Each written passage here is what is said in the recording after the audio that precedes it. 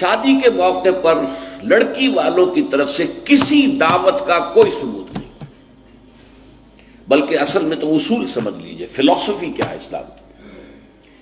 شادی کے معاملے میں لڑکی والوں پر کوئی بوجھ نہیں آنا چاہیے، سارا خرچہ لڑکے کے ذمہ۔ اب آپ غور کیجئے، شادی لڑکے کی ضرورت بھی ہے، لڑکی کی ضرورت بھی ہے۔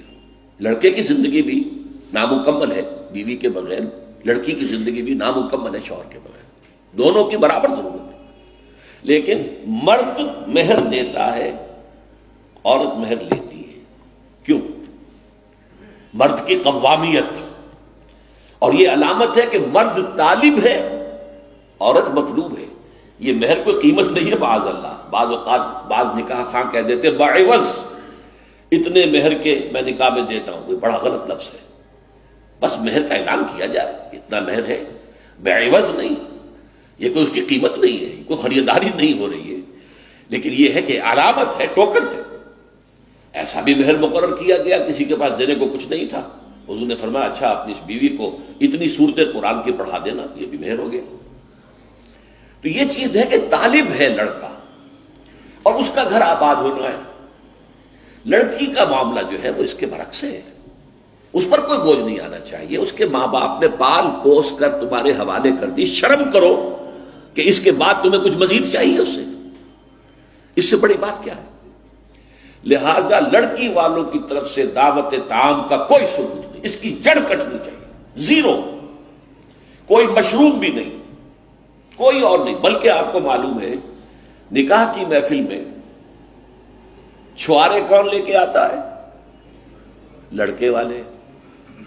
اور پھر پلاؤ متنجن کس سے کھاتے ہیں؟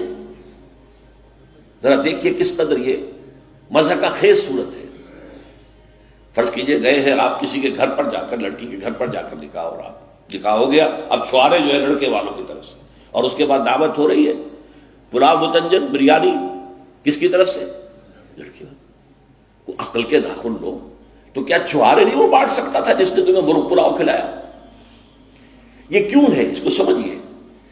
ہمارے ہاں دو تہذیبیں گڑبڑ ہو گئی، ایک اسلامی تہذیب اور اس کا تقاضا، ایک ہماری جو پرانی ہندوانہ تہذیب ہے اس کے اثرات چل رہے ہیں۔ کوئی ثابت نہیں ہے، اس کی جڑ کاٹی جائے، کمی نہیں، جڑ کاٹی جائے۔ پھر میں کہوں گا کمی بیشی جو ہے یہ پھر وہ ریلیٹو ٹرمز ہو جاتی ہے، تو جہاں انگلی رکھنے کی جگہ ہوگی وہاں پورا ہاتھ اور پوچھا رکھ دیا جائے گا، جڑ کاٹی جائے۔ یہ دوسری ہم نے تجویز پیش کی۔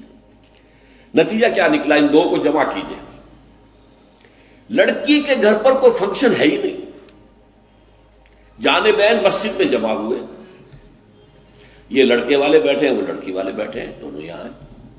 ان کے یہاں کی خواتین بھی یہاں اندر ہوں گی، ہمارے یہاں اب خواتین ہال ہے۔ مسجد میں آئے، نکاح ہوا، اپنے اپنے گھروں کو جاؤ، کوئی تکلیف نہیں۔ اس کا نتیجہ کیا نکلا کہ جسے آپ جنج کہتے ہیں، بارات، اس کا تصور زیرو ہو گیا۔ اسلام میں بارات کا کوئی تصور نہیں، سہرا بندی کی کوئی تقریب نہیں، ہندوانہ تقریبات ہیں۔ بارات کے لیے عربی میں کوئی لفظ ہی نہیں ہے، قرآن اور حدیث میں کیا ہوگا؟ عربی میں نہیں ہے، کوئی لفظ نہیں۔ یہ خالص عجمی لفظ، بارات عجمی ہے، ایرانی ہے، اس کا اسلام سے کوئی تعلق نہیں، جڑ کٹ جائے اس کی۔ یہ بھی ہندوانہ تصور ہے۔ ہوتا کیا تھا؟ ایک گاؤں سے جا رہے ہیں، دوسرے گاؤں سے بیٹی لے کر آنی ہے، اور بیٹی کے ساتھ جہیز آنا ہے، اور راستے میں ڈاکو جو ہیں وہ لوٹ سکتے ہیں، تو یہاں سے جتھا لے کے جانا ہوگا، لہذا وہ جتھا بندی کر کے بارات جا رہی ہے۔ اب وہ جا کر جنج گھر جو بنے ہوئے ہیں وہاں پر ٹھہر رہی ہے، 2 دن 3 دن عیش کر رہے ہیں، چھرے اڑا رہے ہیں لڑکی والوں کے پیسے پر، پھر وہ مال غنیمت سے لدے پھدے واپس آ رہے ہیں، لہذا وہ جتھا حفاظت کرتا تھا۔ یہ سارا ہندوانہ تصور ہے، اسلام سے کوئی تعلق نہیں۔ تو نمبر 1 نکاح مسجد میں، نمبر 2 کوئی دعوت طعام ہی نہیں، کوئی بھی نہیں، نو انٹرٹینمنٹ واٹس ایور لڑکی والوں کی طرف سے۔ اجتماع جانبین مسجد میں، یہیں سے ڈسپرس۔ حضرت فاطمہ کو تو وداع کرانے کے لیے حضرت علی گئے بھی نہیں تھے۔ نکاح کے بعد کچھ خواتین حضرت فاطمہ کو لے کر حجرے میں چھوڑ آئی تھی جا کر، جو ایک انصاری صحابی نے حضرت علی کو دیا تھا، ورنہ ان کے پاس حجرہ بھی نہیں تھا۔ 3 باتیں ہو گئی۔ چوتھی بات، ولیمہ جو ہے اس کی تاکید ہے۔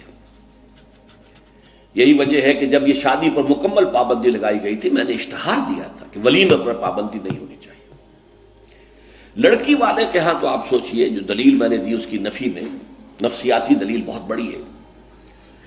لڑکی والے کے ہاں ویسے تو لفظ شادی، خوشی، وہاں بھی شادی یہاں بھی شادی، لڑکی والے کے ہاں خوشی نہیں ہوتی۔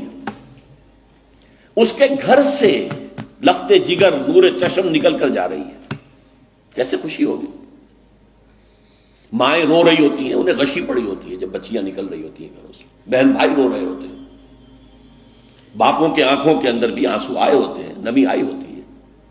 میں نے بھی 5 بیٹیاں رخصت کی اپنے گھر سے، اور آنکھوں میں نمی آئی ہے۔ I couldn't withhold my tears۔